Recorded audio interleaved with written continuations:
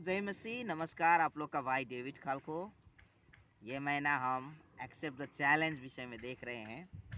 सच में जीवन में यदि आप लोग का सामना चैलेंज से यानी चुनौती से नहीं होगा तो आप जीवन में आगे नहीं बढ़ सकते हैं। चुनौती ही वो एक जरिया है जिससे हम जीवन में आगे बढ़ सकते हैं, और सफलता पाने के लिए चुनौती को एक्सेप्ट करना यानी स्वीकार करना बहुत ही ज़रूरी है। मैं एक बात आप लोगों को बोलना चाहता हूँ। हो सकता है आपका जीवन में कुछ ना कुछ हैंडीकैपनेस या तो डिसेबिलिटी होगा। एबिलिटी का आगे जब डिस रख देते हैं तो मतलब उसका होता है नेगेटिव। आपका हो सकता है किसी क्षेत्र में आप डिसेबल होंगे, हैंडीकैप होंगे, लेकिन एक बात मैं आपको बोलना चाहता हूँ कि परमेश्वर आपको वो नज़र से, वो जरिया से नहीं देखेंगे, वो नज़रिया से नहीं देखेंगे कि मेरा बेटा हैंडीकैप है, मेरा बेटी हैंडीकैप है, मेरा बेटा बेटी ये नहीं कर सकता, वो नहीं कर सकता। लेकिन परमेश्वर आपको क्या करेगा कि वो परिस्थिति में भी, आपका वो कमजोरी अवस्था में भी परमेश्वर आपको सामर्थ देगा, और आपका वो डिसेबिलिटी का अवस्था में भी परमेश्वर और इतना ज़्यादा एबिलिटी देता है ना। जो एबिलिटी को यदि आप जान सकेंगे, उसको पहचान सकेंगे, और उसको यदि आप एक्सेप्ट करके और जानेंगे कि मैं मसीह में आशीषित हूँ, I am accepted in Christ, I am secure in Christ and I am significant in Christ, ये तीन बात को जब अपने जीवन में आप स्वीकार करेंगे तो डेफिनेटली परमेश्वर आपके जीवन में काम करेगा। प्रभु का एक महान दास, ये लाइफ विदाउट लिमिट्स बोल के किताब लिखे हैं निक वॉयजिक ने। ये किताब जब मैं पढ़ते गया तो एक कोटेशन मुझे बहुत अच्छा लगा, मैं आप लोगों को बताना चाहता हूँ। यहाँ पर ऐसा लिखे हैं, I promise you that for every disability you have, you are blessed with more than enough abilities to overcome your challenges. यानी यह बोलता है कि आपका जीवन में हो सकता है कोई डिसेबिलिटी होगा, एक क्षेत्र में आप कमज़ोर होंगे, लेकिन परमेश्वर आपको इतना ज़्यादा सामर्थ्य से आशीषित और ब्लेसिड करेगा ना, सच में आप नहीं सोच सकेंगे कि सच में मेरे जीवन में परमेश्वर ने इतना महान काम किया। मेरा जीवन में देखिए, मैं चल फिर नहीं कर सकता हूँ, लेकिन प्रभु का अनुग्रह से देखिए अभी मैं टीचिंग कर सकता हूँ, प्रीचिंग कर सकता हूँ, अनुवाद का काम कर सकता हूँ, किताब लिख सकता हूँ, जगह जगह में जाकर प्रभु के वचन को सुना सकता हूँ, बहुत सारे काम कर सकता हूँ मैं, भले मेरा पैर नहीं चलता है।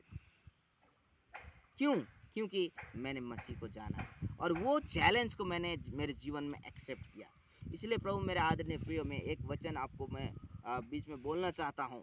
जब हम दूसरा कुरिन्थी 12 का 9 से लेकर उधर 10-11 पद में पढ़ेंगे तो वहाँ पर लिखा है कि जब मैं दुर्बल होता हूँ तभी मैं बलवान होता हूँ बोल के वहाँ पर पौलुस बोलता है। क्यों? क्योंकि परमेश्वर का अनुग्रह मेरे लिए काफ़ी है।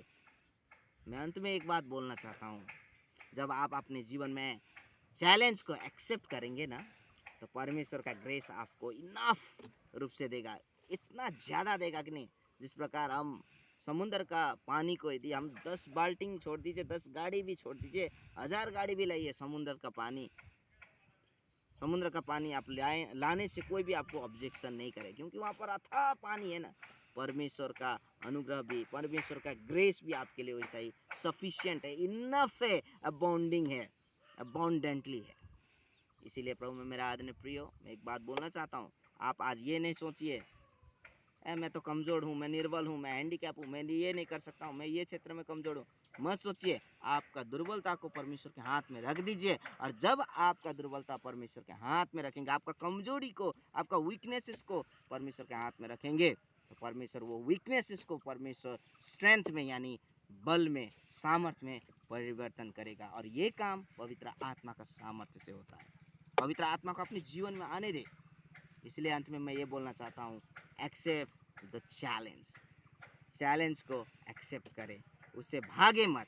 आप जितना चैलेंज को एक्सेप्ट करेंगे अपने जीवन में, आप उतना ही आगे बढ़ते जाएंगे, और आप जितना आगे बढ़ते जाएंगे आप उतना ही सफलता का कदम को और आगे बढ़ते जाएंगे, और सफलता का वो शिखर में पहुंचेंगे जो परमेश्वर ने वो टॉप लेवल में आपको लिए रखा है। वहाँ पर जब आप एक दिन जब वहाँ पर पहुँचेंगे तब बोलेंगे, सच में यदि मैंने मेरे जीवन में मैंने चैलेंज को एक्सेप्ट नहीं करता तो आज मैं इस स्थान में नहीं होता। मेरे जीवन में देखिए, यदि मैं भी मैं तो हैंडीकैप हूँ, कुछ नहीं कर सकूँगा बोल के यदि नेपाल में ही रहता तो आज इतना प्रभु का काम मैं कर नहीं सकता। लेकिन मैंने यही सोचा, नहीं, प्रभु मुझे प्रेम करता है, ये दुर्बलता में भी मुझे मेरा परमेश्वर मेरे साथ में है, मेरा वाइफ मेरे लिए प्रार्थना करती, मेरा वाइफ मेरे साथ में, मेरे बच्ची मेरे साथ में है, प्रभु का दास लोग मेरे साथ में जब हमको प्रार्थना करते हैं, प्रभु का लोग सब जिसका हार्ट जेनरियस है वो लोग मेरे सेवकाई के लिए, हमारे सेवकाई के लिए अपने ऑफरिंग सब भेजते हैं, दान सब भेजते हैं। आज यदि मैं ये चैलेंज को एक्सेप्ट नहीं करता तो आज ये स्थान में नहीं होता। इसीलिए एक्सेप्ट द चैलेंज। सबको जय मसीह।